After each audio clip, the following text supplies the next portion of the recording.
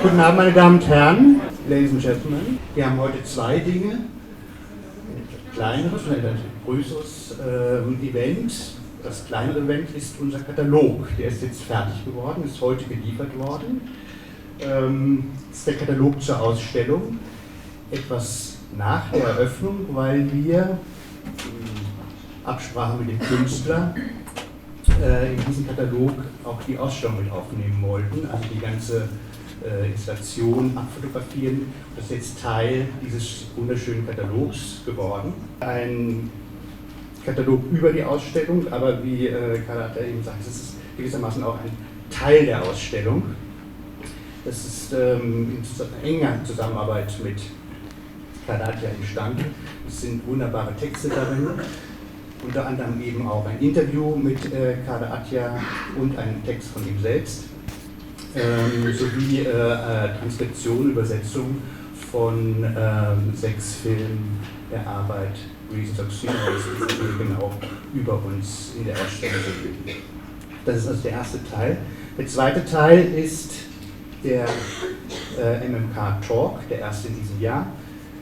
Und wir haben natürlich Kader Attia gebeten, diesen Talk zu gestalten, und er hat Herrn Professor Gerhard Kubik vorgeschlagen als Gesprächspartner, den ich sehr herzlich begrüße. Herr Professor Kubik ist in Wien geboren und ist Musikethnologe, er ist Kulturanthropologe, er ist Musiker, wie Sie auch oben in einem der Videos sehen können. Er spielt Klarinette, Gitarre und viele Dinge mehr. Er hat auch ein Instrument mitgebracht, ich weiß nicht, ob es heute Abend zum Einsatz kommt. Ein Lamellophon. Der zweite Gast ist Kader Attia, der gerade aus Dakar kommt. Ist es noch an? Weil er bei der dortigen Biennale ein Werk installiert hat. Zurzeit läuft noch eine Gruppenshow im Guggenheim in New York, und auf der Marrakesch Biennale ist er auch vertreten. Ich habe das jetzt mal durchgezählt, weil ich es nicht glauben konnte. Die Ausstellungsbeteiligung der letzten 15 Jahre sind 182. Das sind diese Seiten. Das werde ich jetzt nicht vorlesen. Das kann man alles auf der Homepage auch des Künstlers nachlesen. Ja, jetzt darf ich die beiden Gesprächspartner auf die Bühne bitten und wünsche Ihnen einen sehr interessanten Abend. Vielen Dank.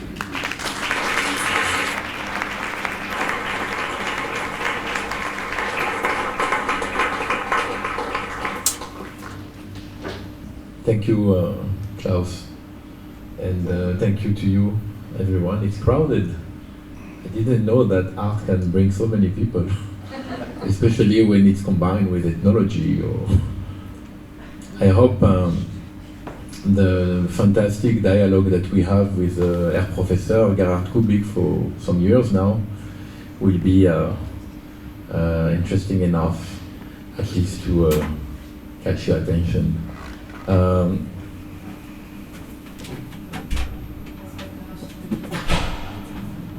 When talking about dialogue, Gerhard, as an artist, I have been, I have to say, the first time, very impressed by an anthropologist that you know was Aby Warburg, in the sense that it is probably the first artist who manipulated images by creating analogies between a painting from the Renaissance, Italian Renaissance, to a ritual from New Mexico, for instance, from Hopi.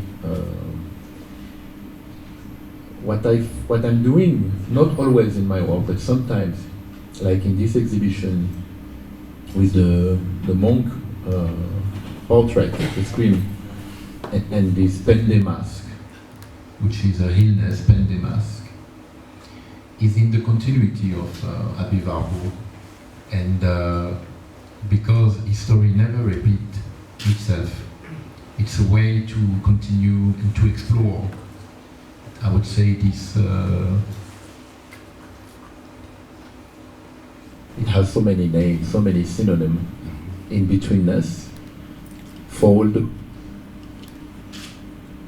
fault, injury, repair, that exist between two things, two culture, two spaces, two paradoxical spaces sometimes. The first time I contacted you was for my interest of music, and I don't know if you remember, but the first time I hear you, I was driving in New Mexico, in the United States, from a pueblo to another one, in this area of the United States. The distance are very long, and I was listening a broadcast on radio on Mali music, on blues, and you were talking. So I stopped the car in the middle of nowhere, and I was listening what you were saying about Ali Farka Touré and Apfel Bokoum and Toumani Diabaté, and how what you were saying, by the way, was very interesting because it was questioning the notion of either the legacy or the origin of the blues in a country that has to do with slavery. I mean, political things. Then I decided to turn on the car again. So I look in front of me, and there was a huge injury in the landscape. But a huge injury, you have no idea, you have to see this. And I thought, what the hell is this? Actually, I was on top of a hill in New Mexico, not so far from Pueblo, Taos. This huge crack in the landscape was the Rio Grande. Was it not even the Great Canyon? It was really impressive. So, how in you talking about this ambivalence, this space in between, how do you deal with such, I mean, on one hand, music, ethnomusicology, or music, let's say, and the unconsciousness? In many ways, we are similar in our approach to reality. You see, what we do, we project. What can we project? We can only project from a basis that psychologically defines our personalities. And how is a personality defined? A personality is only defined by the totality of the experience that personality may have had up to this point, up to this second. In other words, we have a portrait, and in part this portrait is cultural, because we have learned from our environment, our different environments, we have learned something and we continue to learn. So the content of our transient individual cultural profile is in fact everything we have assimilated, reappropriated, if I may use your term, repaired whatsoever up to this point. And it's from that standpoint we interpret reality. So if I had been with you there, looking at the Grand Canyon and so on, most probably I would have had slightly different associations, but not all too different, because we have found out that we are similar in our approach. Stereotypes would define me as a Musikethnologe, so ein Blödsinn. Da steht, that you can read in Wikipedia. I didn't have any hand in what is written about me in Wikipedia.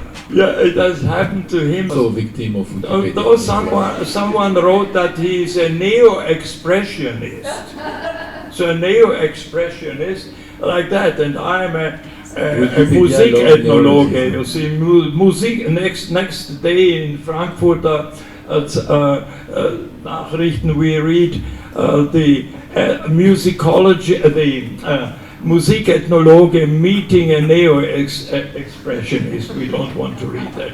No, but this is a joke, you see. The fact is that no one in this world, not you and not you and not you, can represent a culture. You cannot represent German culture. There is no such thing. You cannot represent French culture because the totality of a cultural environment is beyond what we can acquire. It is beyond what we can learn. You see, you will not, most probably if I ask you about quantum theory, many of you will not know, you see. You cannot acquire, you cannot incorporate everything that is around you. What we learn is highly selective. We learn a little bit from the environment where we grow up, where we travel, and this is what happened to Kader Attia. He learned from all the stages. You have to go historically through his life to know the basis of his vision, of his look at reality, of his reaction to reality, and of his art. And also in the same way, you see, I have a certain background. You see, I don't represent any culture except what I have learned. And so I tell you a little bit how my reaction, if you may allow me, how my reaction was today. And that reaction may be different from what it will be tomorrow. My reaction when I walked with our colleague here through this, you see, in one place, I said, oh, this is the forest of symbols, referring to a book by a famous anthropologist. And I said, I'd like to change quarters and sleep in that hall where the forest of symbols is. So I had, my association was the initiation trees, which I had learned in the Mukanda initiation school in Angola. Now, no one else has got exactly this background, but this background was activated when I saw that room. And in another thing, for example, when I saw the picture where you juxtaposed a head of a mask with the expression in Edvard Munch's pictures, yeah, the cry, you see. My association was, this is not a mask. This is just the head of a mask. Likisi in Angola, we would call everything the head cover and also the body cover and so on. Question, Gerhard, because we talk, each other about what you call cognitive bridge. Yes. In comparison with lieu commun, the idea of the lieu commun. Yes. I think this notion of cognition, in terms of what I was talking before, you know, the in-betweenness between two things, yes, is extremely important. Yes. And probably what actually binds the art, the artist that I am, I'm not pretending that all artists are like this, but artists like who are interested in transdisciplinarity, in the sense that I remember something very well, that last year when we were together in Malawi with Professor Moya Malamusi, it was for the first time in my life that I have discovered that some musical instruments are made to be played not for an audience, but for the self. Yeah. And also, then I ask you, and I ask Moya also, what for? So, you know which instrument I'm talking about, the sticks? Yeah. Can you please let us know about this? Musical bow, it's a stick, in fact, and mostly played only by women. Only this type, but the male type is different again. Yes. And is it true that is an instrument that has an impact on the brain and is almost antidepressant? Can you tell us about this? Yeah. It has a psychotherapeutic effect, you see, and this is, in fact, it's a very long subject for our present-day research. We are working on this, how also various types of experiences, and not only a musical experience, but even the act of painting or the act of doing a sculpture and so on, has a psychological effect on the person, you see. Even I type on a mechanical typewriter. Yes. I don't type on a computer. I type on a mechanical, but not exactly the one which is in the exhibition, which you picked up. I heard it from a deposit. You see, not that one. You see, that one I don't like. But I have another kind of mechanical typewriter. And while I'm typing, this experience is very, very important for me.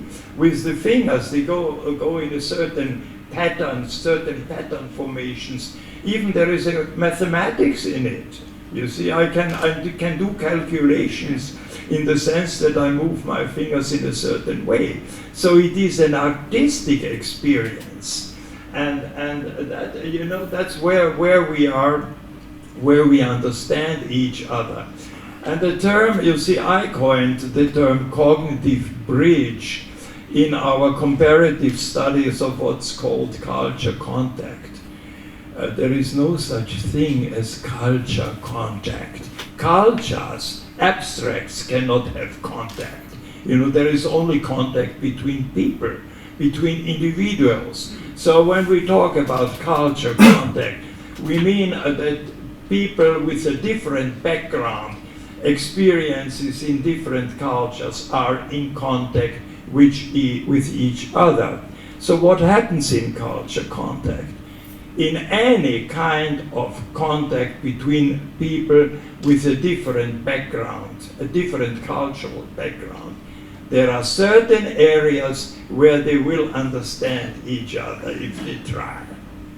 And these areas of understanding, you can do it with a Venn diagram. I could show you one of these Venn diagrams right now, if it is here. You see where three people meet, one from Japan, one from Zambia, and one from, I hope I find this so quickly, one from Japan, one from Zambia, and one from Romania.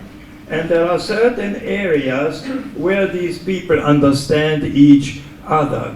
And these areas, they form what we call the cognitive bridge. So, do you want us to show the drawing? Yeah, I have to. While what you are explaining this theory, I find the drawing. Great. Yeah. It takes time to find. No, is this correct? Okay. Look, three people meeting. Yeah. Three people meeting. One guy, Jay, comes from Japan, the other guy comes from Zambia, the other person from Romania. I have written the sign female, male, but female or male is only important if they give a cultural idea to that notion, you see. We have to know, for example, there are languages where female and male is not distinguished. For example, in the language which I speak, and you had an encounter, you cannot refer to male or female qualities. You cannot say when you say how are you, I'm fine. You see, you cannot say as one would say in German. Geht es ihr gut or geht es ihm gut? This cannot be expressed. It's the same word. You say ali bueno, he or she is well. Yeah.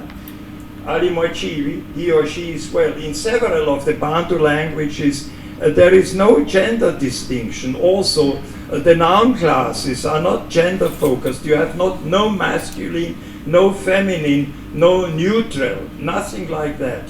But you have up to 16 noun classes following totally different principles. So the moon is not male as in German and female, la lune, as in French, and the sun is not male as in French and female in German. You cannot express this idea, see? So we are working, we are realizing that there are cognitive systems, and this is an illustration with Venn diagrams of cognitive systems as far as one could question those people, asking the Japanese, who are you, what are you interested in, how old are you, and so on and so on, what is your worldview, what do you believe, and so on. So you see this one characterized as a university professor of history, age 55.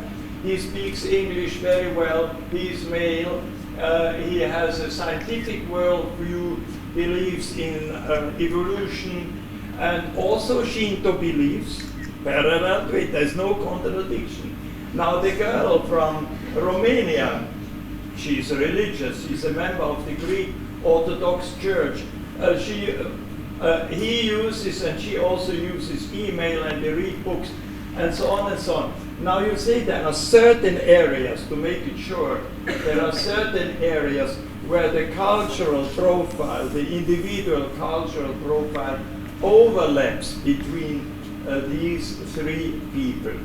These are the areas where possibly they may understand each other and where possibly they may establish a connection, a friendship if you want. And for example here, I mean language is also important. You see that these two people also speak French. You see, maybe a bridge. You see, and so these overlapping areas we call a cognitive bridge. But I mean, I cannot now give a lecture on a subject which we deal with in hours. But it's very important that we do not proceed any longer from things like cultural identity. We do no longer proceed from ideas like cultural identity or but we proceed from the notion of individual cultural profiles which exist, which can change all the time. Through what? Through learning. That's the only way a cultural profile changes, through learning. Very interesting. This notion of cognitive bridge helped me, if I may, to jump onto another cognitive process that I also discovered with you. It was about the kingdom of Buganda and the musicians who were playing all together. You made me after in Blantyre in Malawi a demonstration with Professor Moya Malamusi. Playing all together at some point a music which did not exist but is rebuilt by the brain. Yeah. Can you tell us about this? Well, this is a very, very important discovery where the illusion effect, it is an acoustic illusion effect paralleling the optical illusions, for example, by Gaetano Carnisa, in the Trieste psychologists who constructed some of them. So maybe should I play something for them? Okay, this ring, you know, it's an illusion effect. Or in some other pictures, you can see a triangle. You can see a lot of these things. I cannot look at. Doesn't need repair, but it gives a sound. So perhaps we can see. Now, what I'm playing, you see, is not what you are going to hear. You are hearing something else.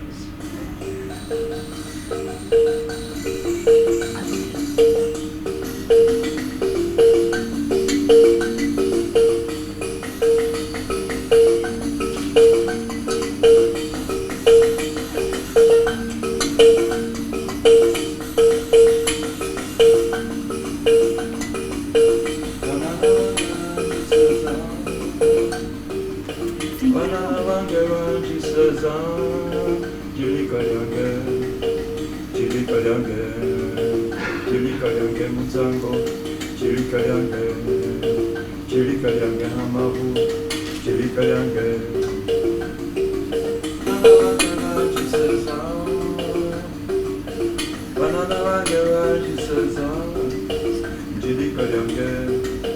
Chilikayange, Chilikayange Hamkanda, Chilikayange, Chilikayange Mutango, Chilikayange.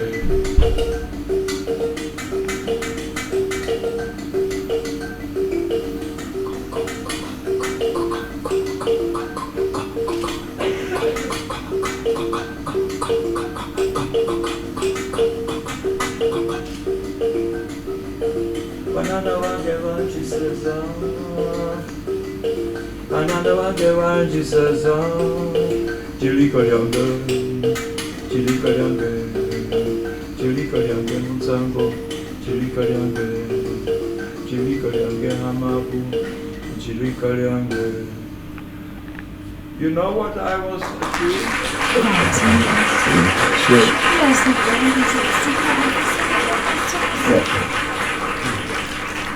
You know what I was doing? I was only moving the left and the right thumb alternately. But you were, I'm sure you all were hearing patterns.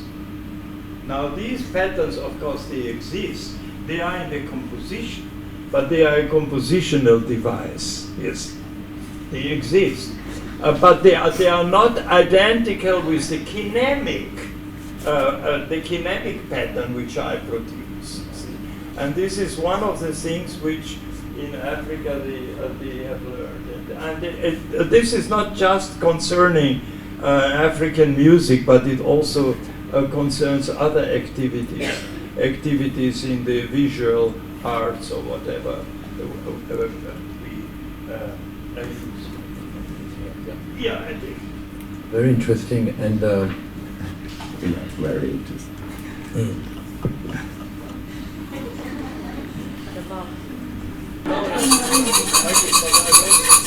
You see, in spite of our friendship, I will not give it to you. like it.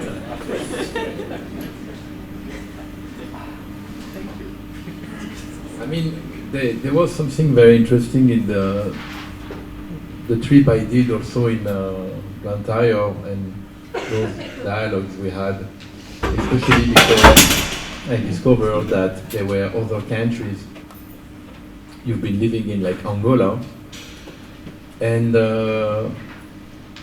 as you can see and as you told me before, in this exhibition that has the presence of French philosopher René Girard, whose theory I mean, most of his work was based on the idea that each society has been founded on the base of the sacrifice to find the balance, what he called the harmony. There was something that really interested me, Gerhard, if I may, is when you were living in Angola and you've been in touch with a traditional healer who, both as a traditional healer, was, if I remember the words, I can't find my notes, but I remember very well, that you were impressed by his ability of understanding the notion of unconsciousness. Then the story ended a little bit, I would say, in a bad way, because the colonial ruler of this time, the Portuguese, can you please tell us about first the relation you have with this person? Do you remember very well the whole story? Well, you see, when I went to Angola, it was really a fight, you see. I had the chance, I mean, there are people, you know, based in a different ideology. A colleague in Portugal, Professor Jorge Dias, he, of course, he was interested in anthropological work. He was not part of the system under Salazar. He had nothing to do with the PIDE, Polícia Internacional de Estado. This is the kind of Stasi, you see, which was found in Angola. So when Professor Jorge Dias and his wife Margot Dias discovered the young student who had nothing, who was going on a Solex motorcyclettes through Africa, you see, and so on. And they tried to help me, you see, by finding me a little stipend, you see. There was a big problem to overcome. How would I escape the colonial establishment in Angola in order to do my work?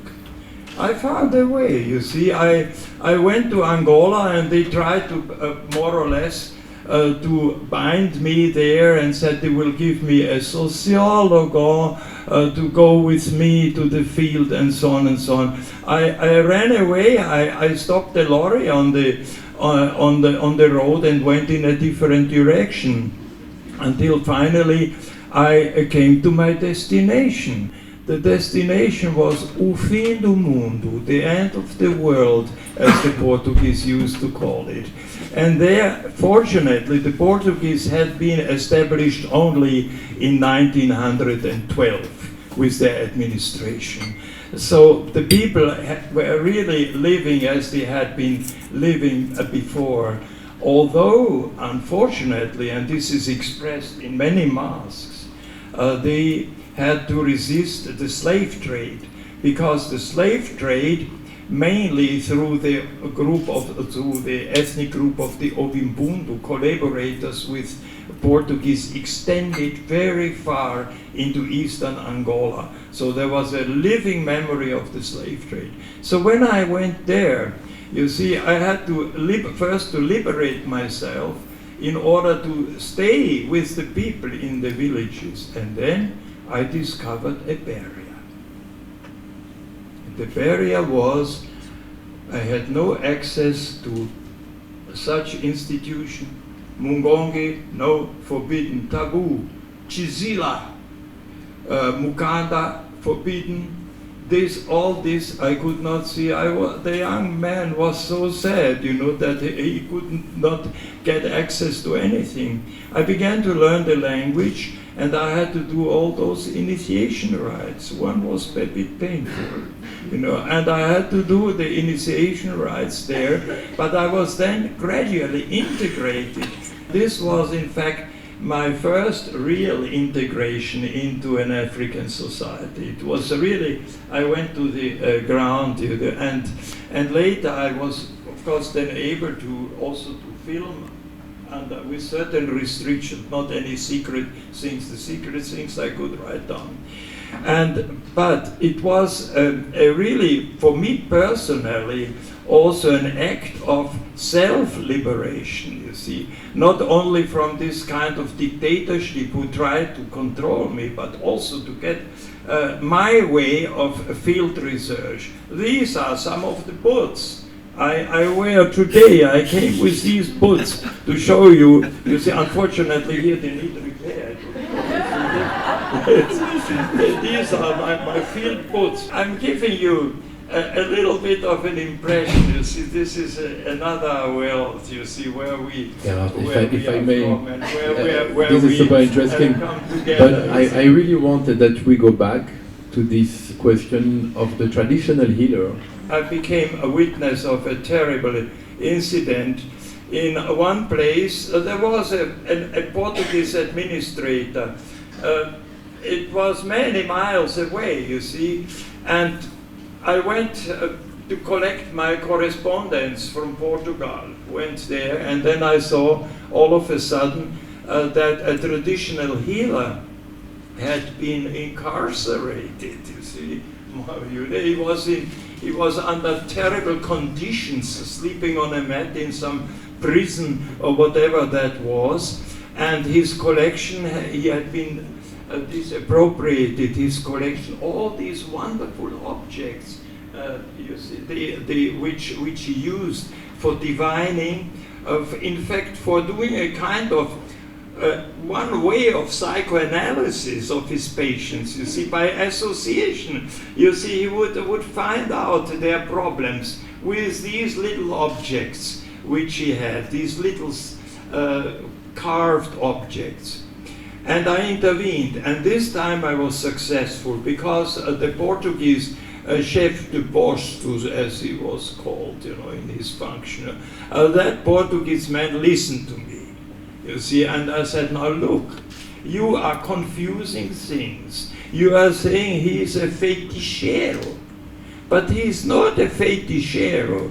He is a doctor who treats people. You see, the man couldn't distinguish, like many others, colonial Portuguese, between a wizard and a healer. You see, these are two different categories. In Ngangela, of course, there is this distinction, you see. One is a Kimbanda or Chimbanda, you see, who heals. And the other one is a Mulozi who is doing witchcraft. So I said, no, this man is not doing witchcraft, but you are accusing him of witchcraft.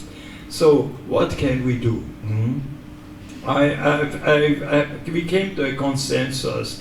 I said, okay, the man must be free immediately. And I talked to him and I said, look, they will take your things, but perhaps we make a deal. You can sell these things to me, and I send it to Portugal to the museum. There, your things will be preserved at least, and you will be free, and you go back to your village and you do your healing, your patients as you were doing all the time, and perhaps new objects can be carved for that purpose, for the Ngombo. That was the only compromise I could do in that sense. So the objects of the healer who was accused of witchcraft, they are in the Museo de Etnologia in Lisboa. In Lisboa now. They are well preserved. Excuse me, could you please tell which year was that? Which? Year. Which year? Oh, 1965. Thank you. Yeah. I think 1965. You see, my research in Angola, I was still a student, you see, in ethnology. My research in Angola was basically 1965.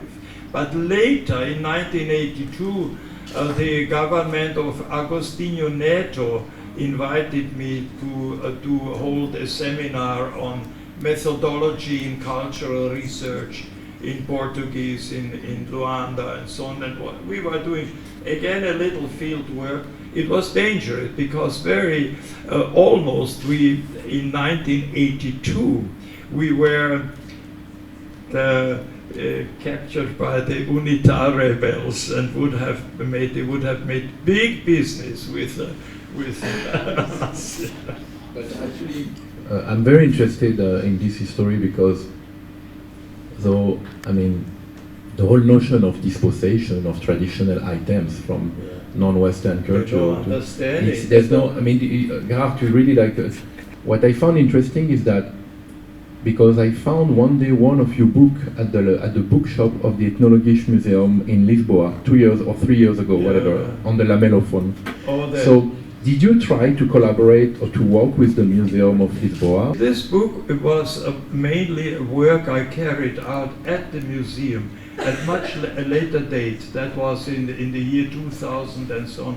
I began to work on the collection because we wanted to write a history of the technology of making a lamellophone. And the Portuguese, I mean, anyone without understanding what was in their hands, they collected so much. They tried to get everything and collect it.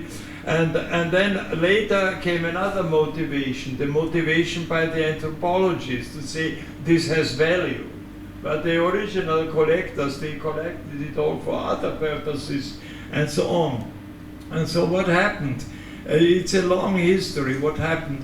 After some time, a collection accumulated in the museum. Not only musical instruments, but also the heads of masks, usually, because those collectors, those European collectors, didn't know that the mask is the entire thing. Only the head was interesting. And also, around the Cubists and so on, they were interested in the head. Yeah, the head. Yeah, so it ended up like that. It was in the museum in Lisbon, and I saw that from my field work, I did have the knowledge to reconstruct a 2,000-year-old history of the technology of making these instruments. And the director invited me to do that, and I invited an Angolan colleague, Marcelina Gomes. I said my condition is that I work together with an Angolan colleague who was part in my seminar, and we were doing this work on the lamellophones together. Which the book resulted. Which is a fantastic book. I have something to ask as well, because we just talk about Portuguese colony, but I mean, I lived in France where the colonialism is printed into the society. Now I live in Germany. I've been working the last 7 years in different cities in Berlin, in Germany, also in Frankfurt, in the Historic Museum for researchers, but based in Berlin, basically. And the notion of colonialism here is very schizophrenic, I would say, if I may. Because when you go to Cameroon, for instance, the print of German colonialism until now in Cameroon is very strong. The main resistant leader was hanged by the German, and he was a Douala from the Douala kingdom. But here, because of the First World War and the Second World War, there's a sort of opacification. You know, there is a sort of veil, I would say. And I think I'm very interested by the way you look at history through the eye of this exhibition from these very far dark ages that René Girard referred to and the recent one. The same applies to the other areas that were under German administration, for example, Tanzania and so on. It is astonishing that the memory in oral traditions due to the time of the German administration is very much alive until now. And that's what we actually are interested in our present project. You know, I told you that at the moment we are working in East Africa and also in Central Africa on minority languages and what is incorporated in oral traditions in the minority languages, especially stories, so-called folk tales and so on. We are the brothers Grimm for Africa, you see. And so in that sense, you see, it is astonishing how one discovers how much historical memory is alive, and critics, you know, I mean, critical assessments of those days of the Maji War in East Africa, for example, and in Cameroon. Excuse me to interrupt you. This is a very important point. Is this sort of difference between non-Western former colonized culture like Africa, where, as you say, historical memories are still very alive, and on the contrary, modern, postmodern, and contemporary Western world, where we are here, Europe, where the amnesia is ruling the world. You know what I mean? Well, yes. I mean, this one can, if we do research on this, on the intensity of the presence of historical memories, you know, I mean, one has to work case by case. You see, the danger. There is also a danger in generalization that we fall into the Edward Said trap of Occident and Orient. Or Africa, or North and South, or so. You see, these generalizations won't take us anywhere in our learning. Yeah, the situation, if you work on oral tradition, for example, in Africa, you will find the situations may be different from village to village. I think what is interesting, if I also follow the way you evoke the generalization, what I found very interesting in our dialogue, if we can also take the example of Moya Malamusi Ethnologic Museum, is the importance of the individual, the individual project. Yeah, you see, I would never see visualize Dr. Malamusi as a Malawian Malawian cultural anthropologist. And me perhaps as a European culture, never. You see, that this cannot even occur, this idea cannot occur to me. But it is unfortunately the way, the framework, most people are caught up in this kind of framework. You see that they try to allocate into a one schema. You see a person as a representative of a country or a representative of a creed or a representative of whatsoever, but never a representative of herself or himself. You see, that's what is lacking. And this is how we found together, because we don't believe in this. And that's perhaps the revolutionary aspect of our understanding of culture and so on.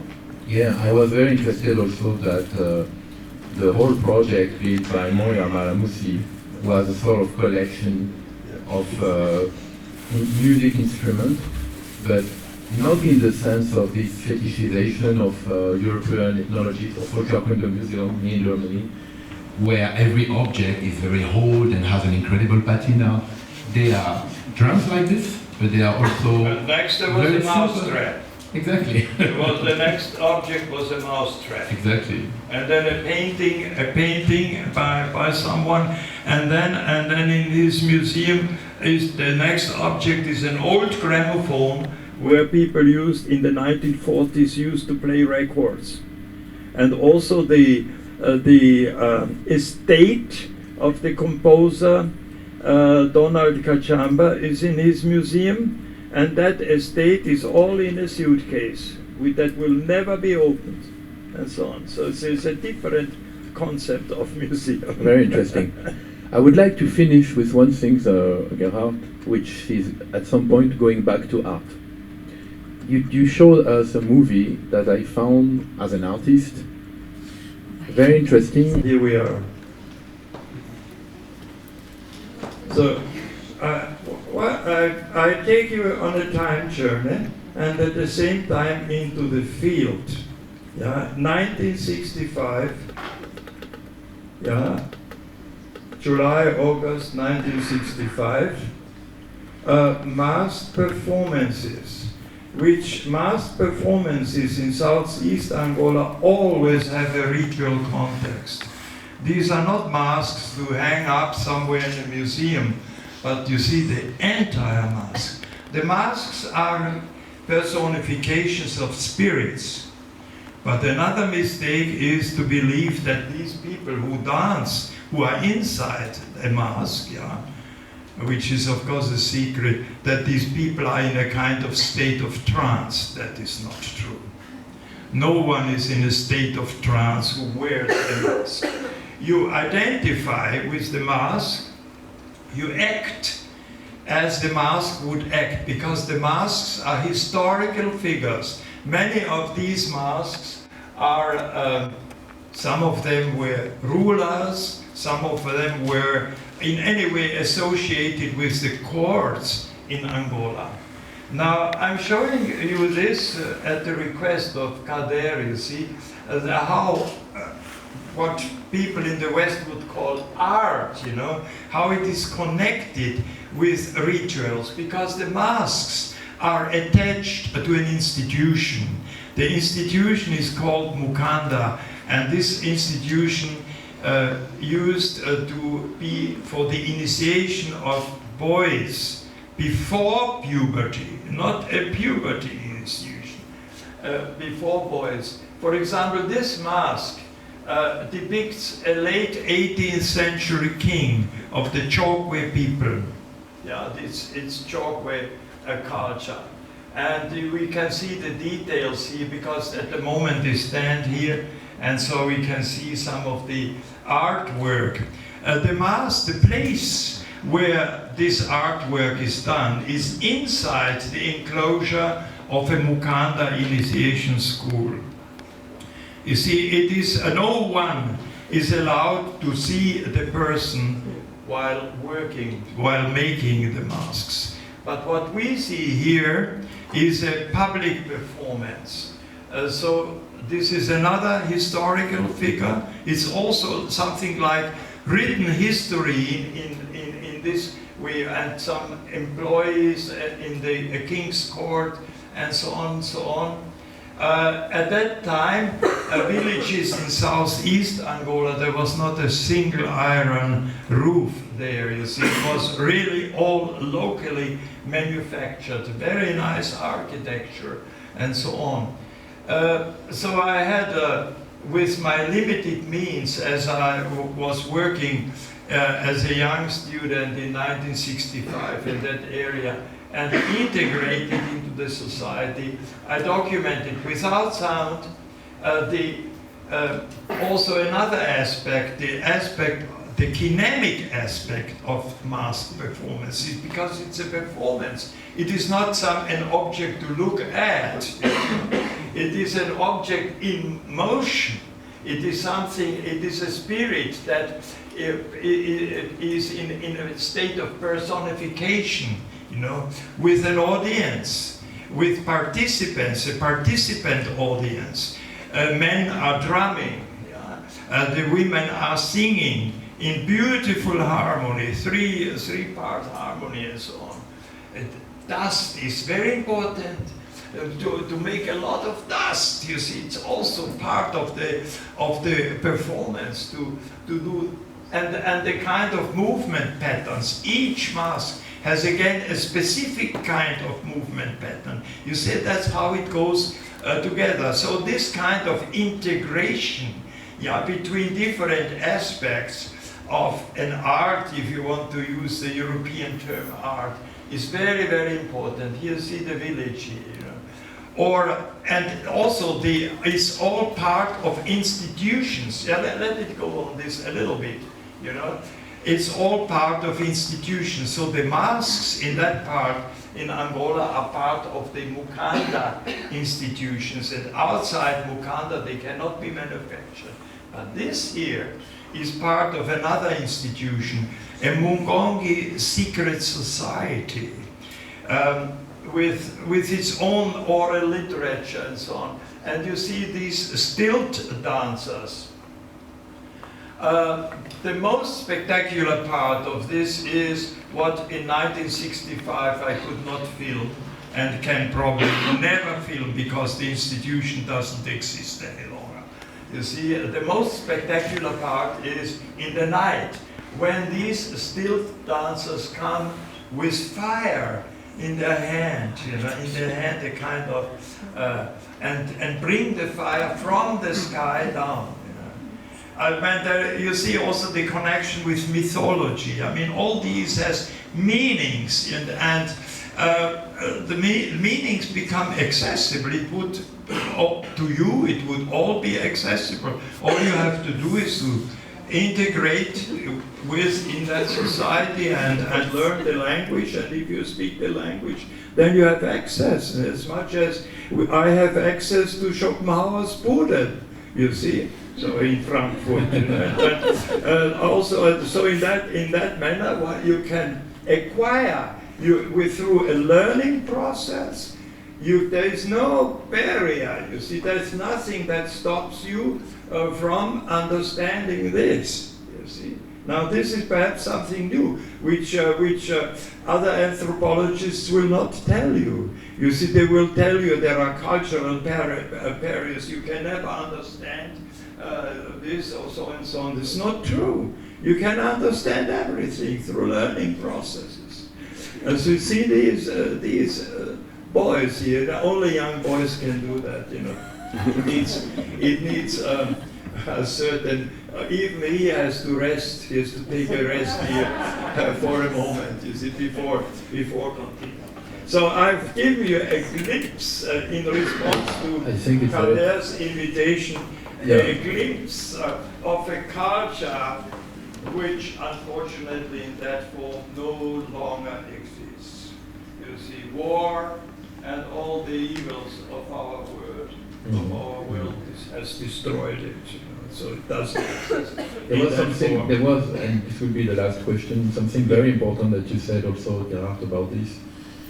I have to quote here a Senegalese philosopher. Yeah. I work a lot with also Souleymane Bachir Diagne. Yeah. He wrote a book that really impressed me, and you will understand why. It is called African Art as a Philosophy, an Idea of Negritude. And actually, for Souleymane Bachir Diagne, following Senghor, the idea that the Western world has established that these masks, these objects were art, they have been an incarnation of an art.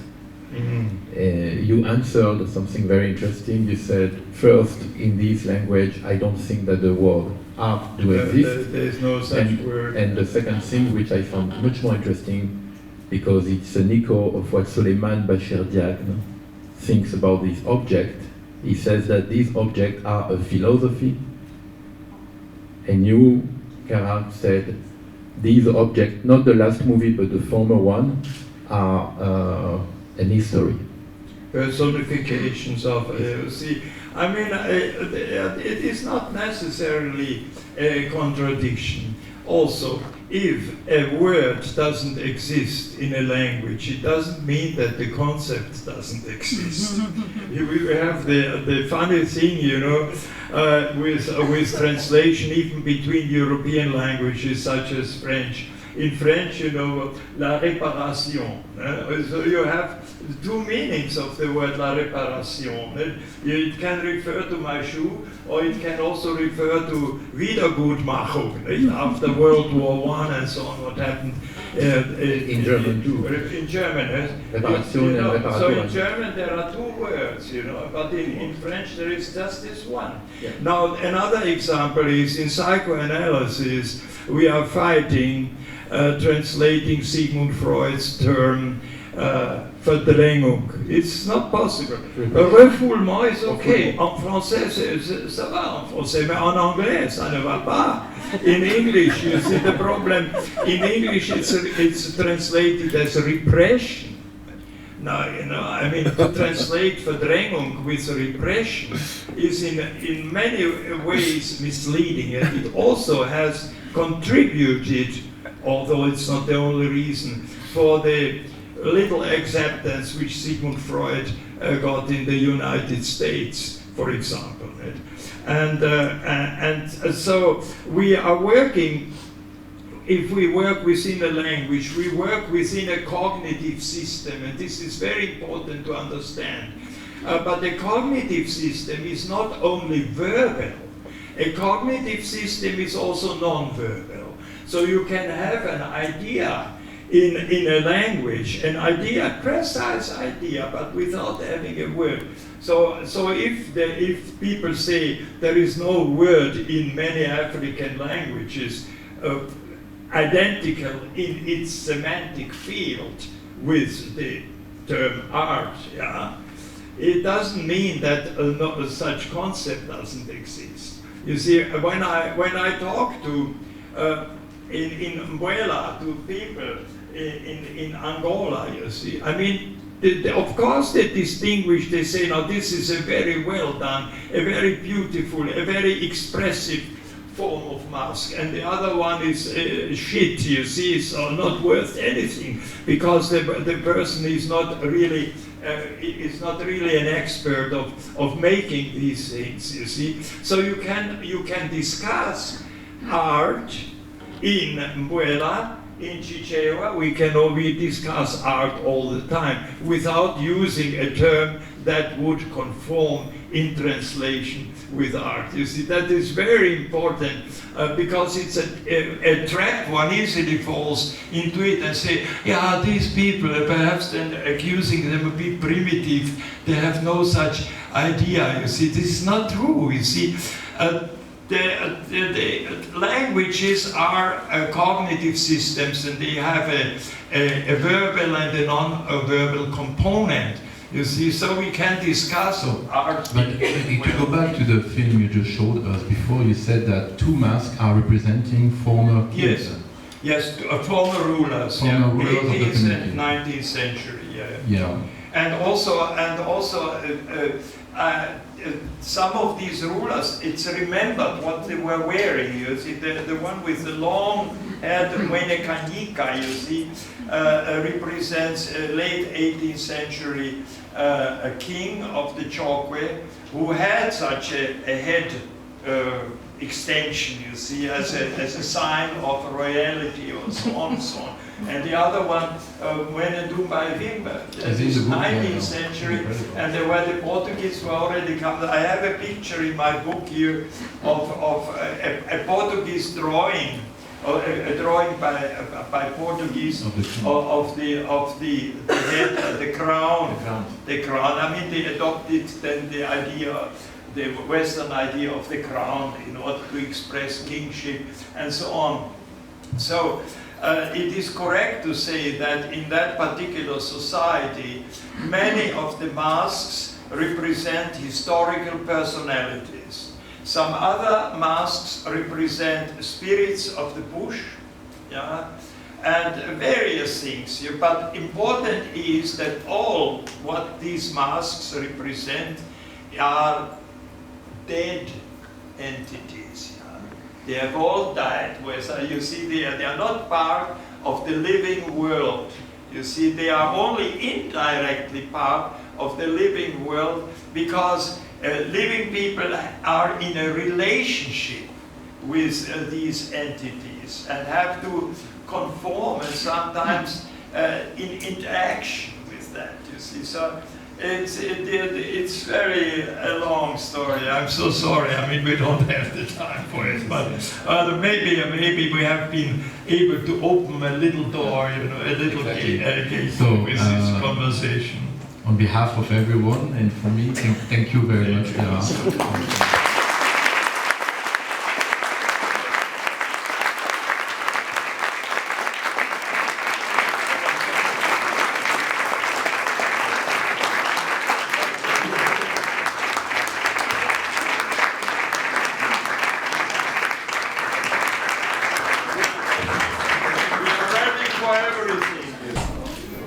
I have a question. My question comes back to what Kader said in the beginning when he spoke about Aby Warburg and the implementation of an analogical system. And I want to come back to two words. Well, Herr Kubik, you have a fantastic use of the English language, as many other languages. And there were two terms which I got interested in. The first one was the cognitive bridge. But when you said it, I was constantly thinking of the cognitive breach. B-R-E-A-R-I-D-G-E. But in my mind, I understood you differently. I thought of the cognitive breach. B-R-E-A-C-H. Bruch. The breach. Yes, okay. I'm very sorry. No, no, I'm not sorry. That's how it comes out with on the microphone, perhaps. But maybe that's also fertile in the sense that you spoke then a little bit later of what you called a kinemic pattern. Yeah. Now, having studied anthropology at a distant past, I remember the difference between emic and an etic. And a kinemic, exactly. And I can't help thinking that when you speak about a kinemic pattern, you're thinking of a perceptual and distributed notion of movement, of rhythm that can be understood as an internalized code in the society. What I'm interested in is this kind of tension between the idea of a fracture, the cognitive breach, which could in itself be a colonial technique. In other words, something where the issue of the hiatus comes into play, the linguistic hiatus, the political hiatus in understanding. I'm nearly there. I would say you are free to introduce the term today, 10 May 2016, into the literature.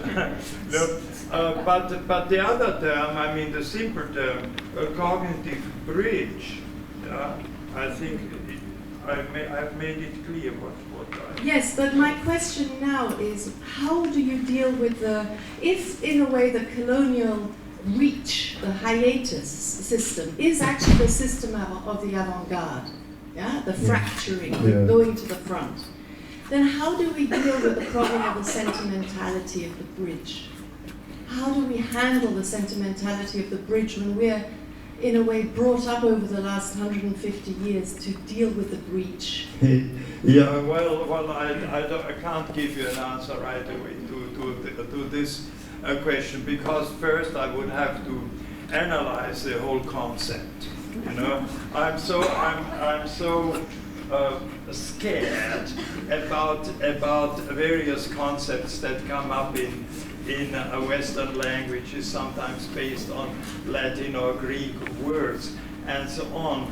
So I would have to take time to give you an answer. But when I say the sentimentality of the bridge, I'm also referring to the dangers of the logos of ethnos, of the dangers of the emic interpretations of an anthropological stas. Yeah, but in other words, we need the cognitive breach. Danger itself can be a highly ethnically charged term.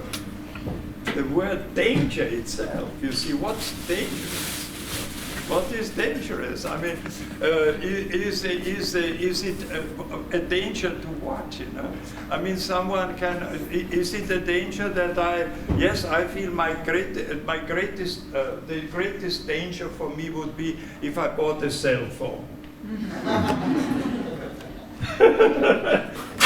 Another question. Yes. When you were telling the story from Angola about your friend who had the box of objects, who was actually a healer, you were saying that he was doing some kind of psychoanalysis with it. I was saying that I would call it a type of psychoanalysis, because free association. Yes, as I understood, he would throw the objects to the ill person and see what happens. And if the person feels better, it was a success.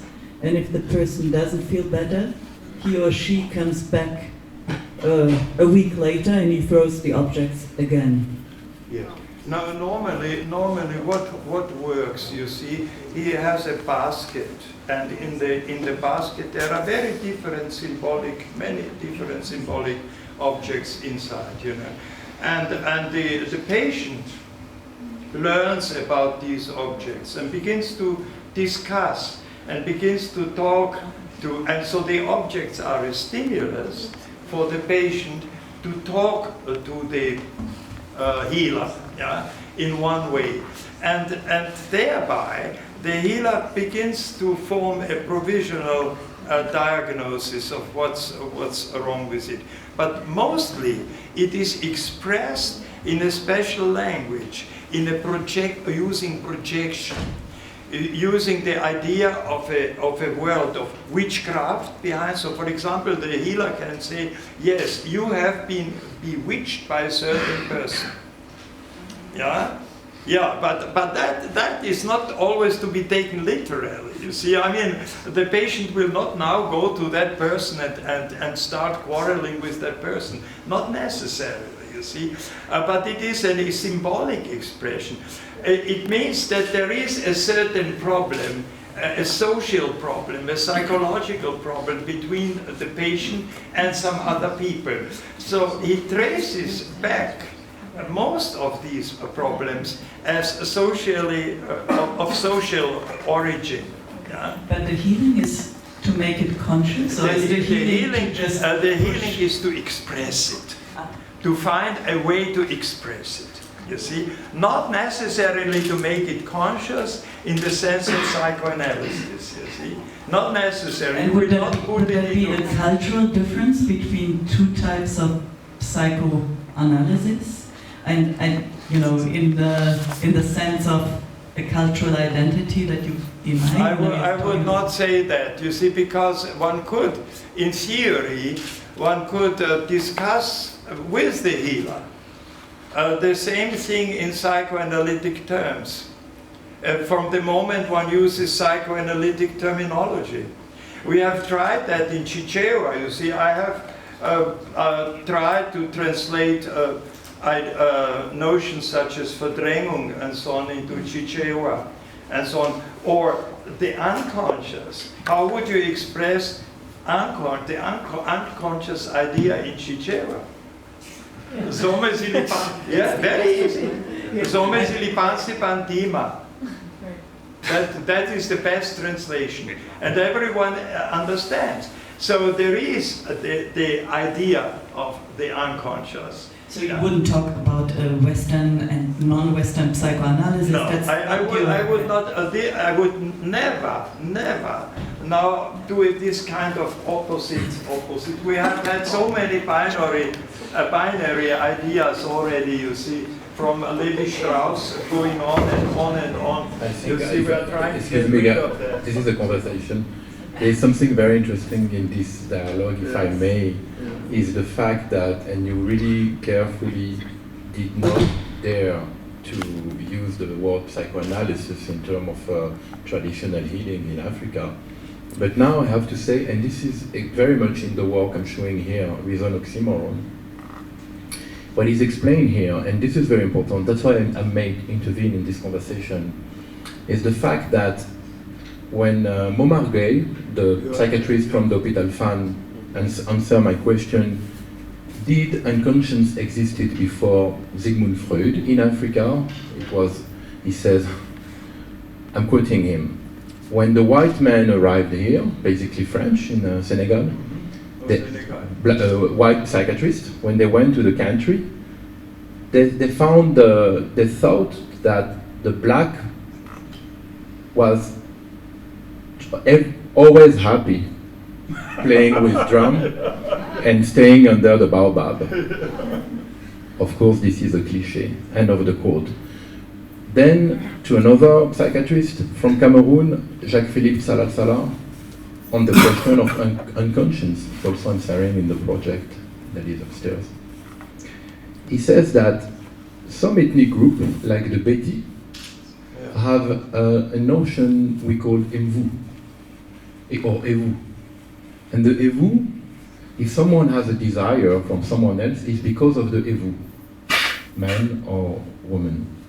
But if a man, for instance, or woman, have a good harvest in her field of manioc, it is because of the evu. And if the next year, the same man or the same woman have a very, very bad harvest, a dried field, it is because of the evu. The whole theory developed first by Freud, but do not fit in non-Western traditional psyches because it is either expressed in a different way, but it's not framed the same way. It's not framed the same way. And I think, as far as I'm concerned, I had a lot of discussion last week in Dakar with an anthropologist about this, because I use the Lacanian, the Jacques Lacan term, non-knowledge, to define this. But even this, for him, it's a trap, because he says that you guys get in front of something we cannot imagine, we have no clue about, we have not the tool. This is what I wanted to add. Yeah, well, this is very, very important, you know. But also it brings us back to one of the main topics in our comparison with your work and so on, and anthropology and so on. I mean, the different cognitive systems, but also between the different cognitive systems, there is what I call a bridge, you know. There are liaisons. It is one of the avenues that lead to racist ideas and so on. You see, also, although not directly expressed in Levi-Strauss, I would structuralist theory. I mean, I would not want now to dismiss Levi-Strauss in any way. We are working with it and so on with some of the things. But for our purpose today, I would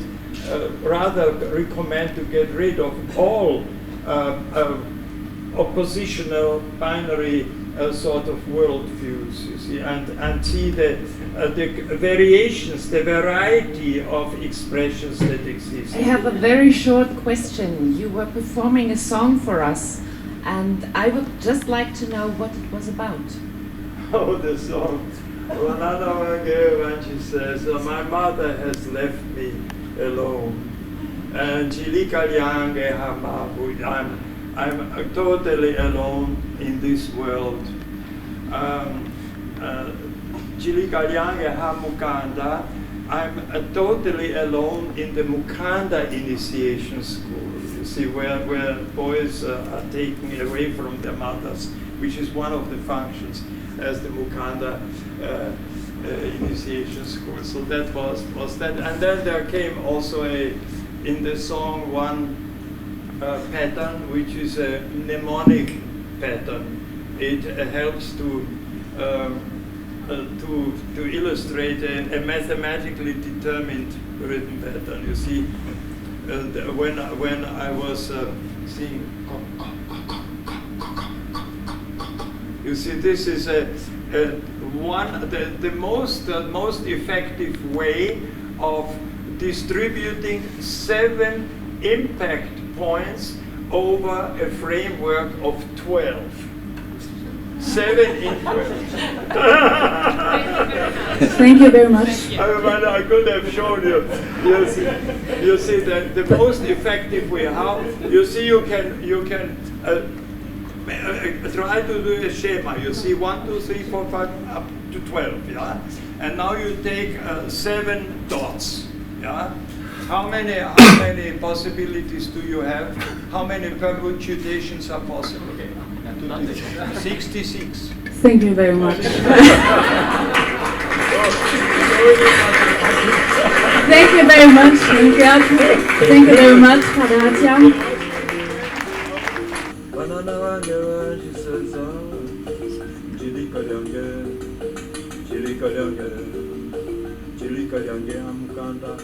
Chili